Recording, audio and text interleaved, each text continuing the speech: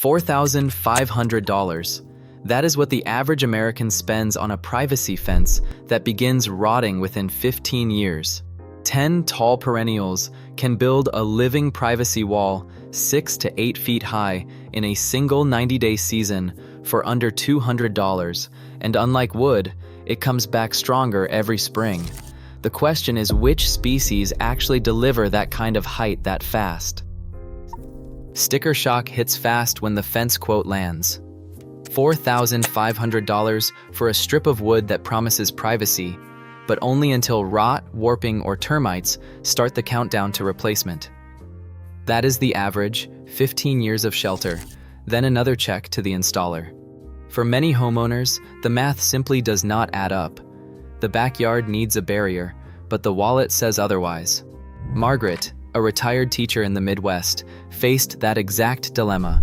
Her property line stretched 40 feet, and the bids from local contractors hovered around $4,500. Instead of signing the contract, she turned to the nursery catalog. 10 tall perennials, each under $5, caught her eye. A living wall for less than the cost of a single fence panel. The backbone of her new screen was Miscanthus sinensis gracilis. This clump-forming maiden grass, first released in the United States in 2006, is bred for rapid vertical growth and graceful, slender foliage. In a single season, even a small division or plug plant can reach 5 to 6 feet, with mature stands topping out at 8 feet. Margaret planted her row in early April. By the end of June, the arching blades had already formed a dense, upright curtain, blocking the view of the neighbor's driveway. Come July, the grass was shoulder high. By August, it rivaled the height of a standard privacy fence. Miscanthus gracilis is more than just a quick fix. It is hardy from zone 4 to 8, shrugging off winter cold and returning stronger each spring. The root system spreads steadily, but not aggressively, and every 2 or 3 years, the clump can be divided to start new screens or rejuvenate the old. For homeowners worried about maintenance, this perennial asks little, just a spring trim and the occasional shovel for division. The cost savings are immediate and lasting. Margaret's entire living wall, including soil amendments and her own labor, totaled just under $200. No contractors, no permits, no waiting for lumber deliveries. Unlike wood, this privacy screen grows denser with time, not weaker. By summer's end, she had a green barrier that swayed in the breeze and required no paint, stain, or repairs. For anyone seeking instant height and a hedge against rising costs, Miscanthus gracilis stands as the first anchor in the living wall solution. By midsummer, the living wall gains both height and color as new layers join the green backbone. Margaret's next row brings in Joe Pye weed, a native perennial long valued in American gardens. In just 90 days, these sturdy stems reach 4 to 6 feet, topped with domes of dusty mauve blooms that last from late July into early fall. Butterflies and native bees flock to the flowers. On a warm afternoon, a single clump can draw 50 pollinator visits or more. Joe Pye weed thrives in zones 4 through 8, shrugging off harsh winters and returning for over a decade with little fuss beyond the occasional division. Alongside it, hollyhock makes a striking impression. This classic cottage garden plant was cultivated in China for over 1,000 years and became a staple in English borders since the 1500s. It towers 5 to 7 feet tall by its second summer. Even in its first year, seedlings can reach 2 to 3 feet, but established plants regularly hit the 6-foot mark by July. Hollyhock's huge, funnel-shaped flowers, ranging from white to deep magenta, unfurl from bottom to top, attracting bees, butterflies, and hummingbirds. As a biennial, it self-seeds freely, so a single planting can yield a self-renewing screen for years, with new stalks filling gaps as older ones fade. Next comes Lemon Queen, a perennial sunflower bred for vigor and disease resistance. Developed in the early 2000s and recognized by All-American selections in 2021, this hybrid can shoot up to 6 or 7 feet in a single season. Its lemon yellow blooms light up the wall from July through September, drawing pollinators even as the days grow shorter. Unlike annual sunflowers, lemon queen rarely sets seed, so it will not take over the bed or require constant thinning. Instead, it forms a dense, upright clump that stands firm through summer storms and returns reliably each spring. Cup plant, a native prairie giant, rounds out the early flower towers.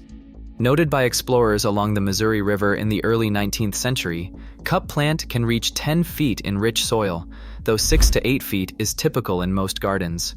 Its broad, paired leaves form little basins that catch rainwater, creating microhabitats for birds and insects.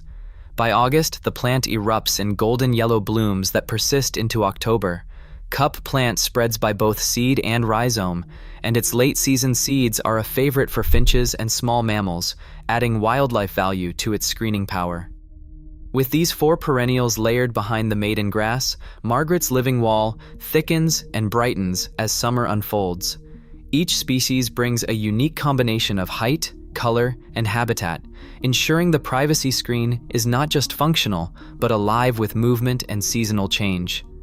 By August, the once bare property line is a tapestry of foliage and flowers already reaching 6 feet or more, and the season's not over yet.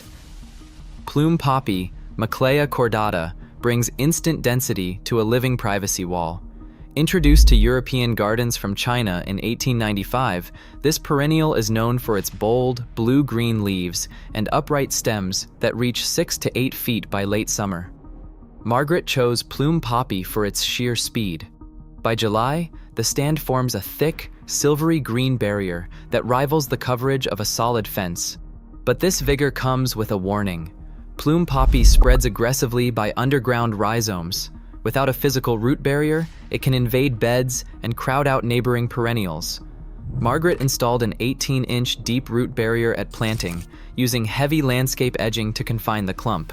She trims stray shoots each spring, keeping the wall dense but disciplined. The reward is a cloud of apricot pink plumes in mid-June, followed by strong vertical stems that hold through wind and rain. Each mature clump supports pollinators.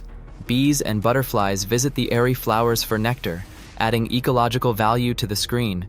For a more restrained vertical accent, Margaret added switchgrass northwind just behind the plume poppy. Released by the U.S. National Plant Germplasm System in 2003, northwind is a native grass bred for its rigid, columnar habit. In a single growing season, it forms a narrow, upright clump 4 to 6 feet tall. The blades stay perfectly vertical, even in heavy storms, and the foliage resists flopping without the need for staking. Unlike some prairie grasses, northwind rarely spreads outside its planting zone, making it ideal for tight borders or formal lines. Its performance has been recognized in regional trials for ornamental value and low maintenance. By August, the grass produces airy, yellow-green panicles that catch the light, adding movement and texture to the living wall. Margaret divides the clump every 3 to 4 years to keep it vigorous, and the old stems provide winter interest long after the growing season ends. Together, plume poppy and switchgrass create the structural backbone of the privacy screen, one with bold, fast coverage, the other with disciplined, architectural form.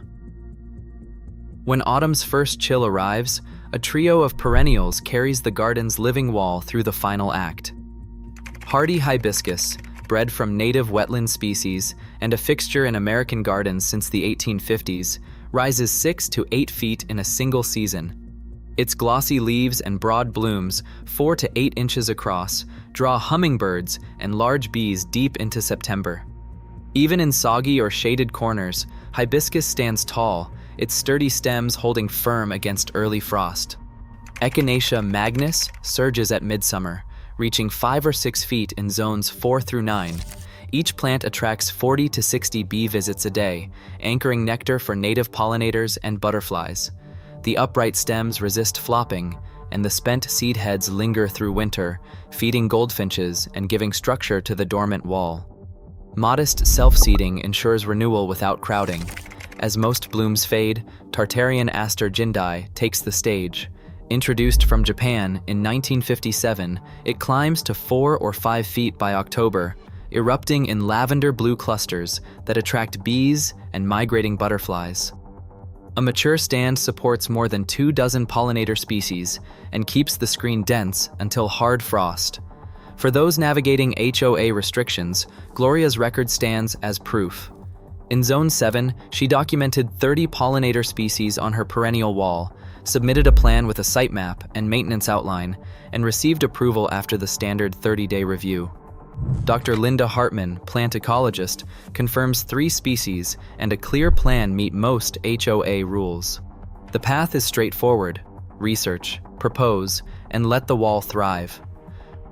Right now, a living privacy wall offers more than just savings. It brings pollinators, seasonal color, and resilience rooted in centuries of cultivation. As homeowners face rising costs and shrinking green space, Perennials deliver height, beauty, and renewal for a fraction of a fence. Your backyard can do more.